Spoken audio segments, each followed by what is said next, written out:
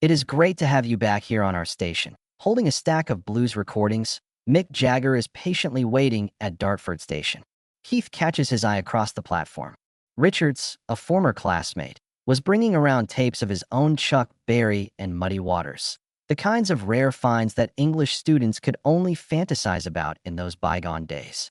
Unbeknownst to them, they are about to alter the course of rock history as they awkwardly exchange greetings. The instruments of defiance and determination were in their possession. America is only now starting to appreciate the raw, soulful edge of American blues, and this music represents its very essence. They began getting together musically and dove headfirst into Little Richard and Howlin' Wolf. As they pounded out riffs and lyrics in seedy clubs night after night, they absorbed themselves in the blues. Keith, serious and focused, would examine each note as he ripped his fingers raw across a guitar. But Mick already had grander ambitions. A global platform, the rush of celebrity, and the kind of limelight that extended well beyond the seedy clubs of London. Mick wanted the world to hear the blues, while Keith wanted the soul. The difference was obvious from the very beginning. While Keith was completely absorbed in the music, Mick was torn between the music and its potential benefits. Keith was never a fan of Mick's aspirations. However, the music brought them together, despite their dissimilarities, and they eventually formed a collaboration that would have far-reaching consequences. As the Rolling Stones became a global phenomenon in the 1970s, tensions between Mick and Keith started to surface. As a rock icon, Keith remained true to his anti-establishment nature by living carefree, ignoring the conventional obligations that come with celebrity, and exhibiting zero interest in public relations.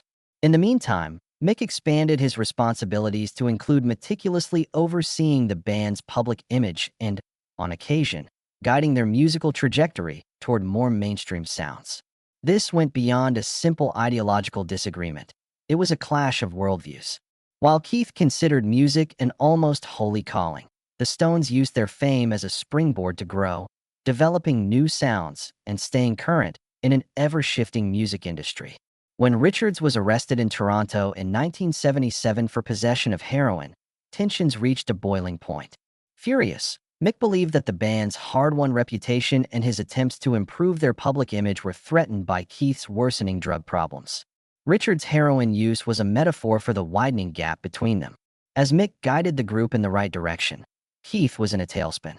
Not only was Keith prepared to risk losing everything they had worked for in pursuit of the excitement of living dangerously, but Mick also felt betrayed by him. A barrier of silent animosity had formed between them by the 1980s.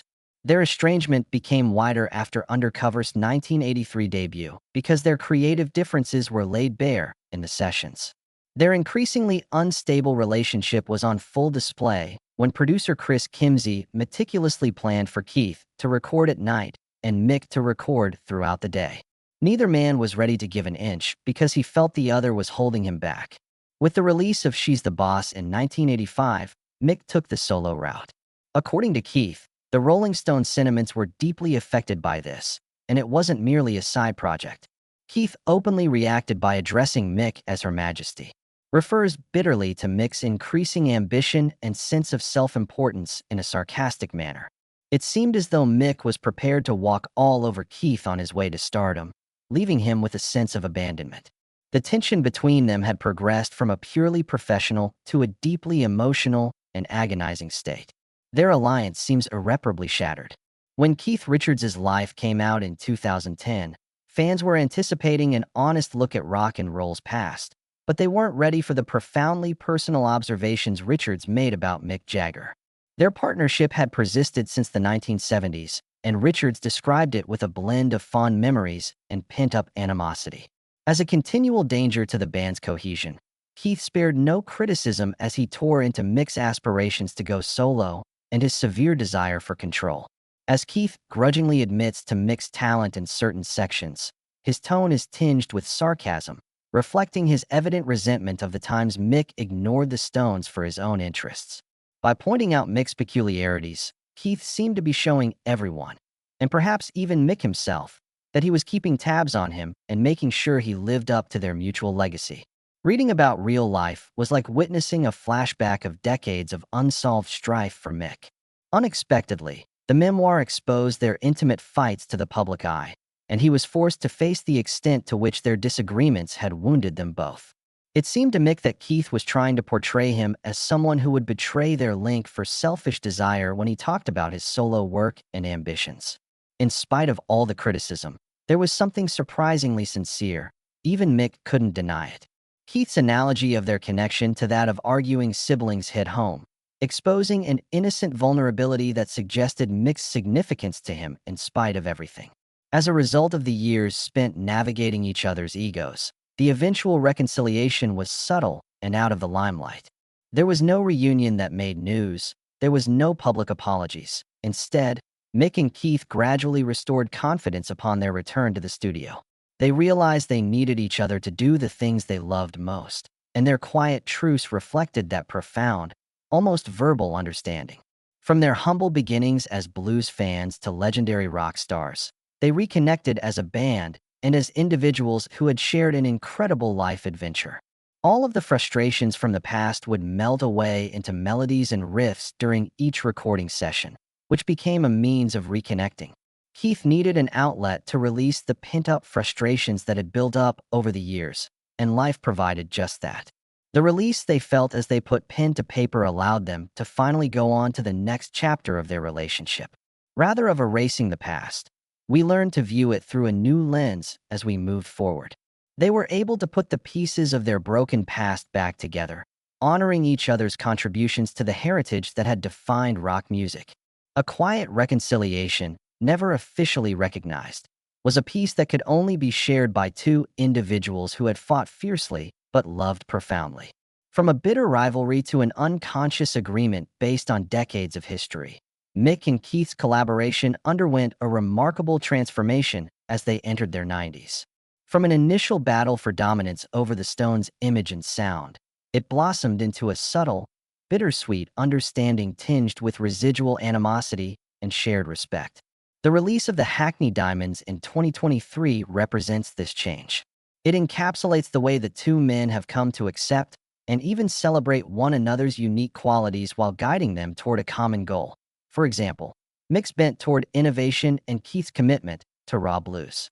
Antagonizing rivalries between the two forces have transformed into a dynamic that has ensured the Stones' continued relevance throughout the ages. Richard's iconic characterization of Mick as an idiot evokes a sentimental blend of sibling rivalry and fondness that lingers for years. This line expresses the ongoing conflict between Mick's drive for success and Keith's commitment to the band's heritage. In today's show, two legendary performers pay homage to their younger selves while recognizing the strength they found in each other during tough times.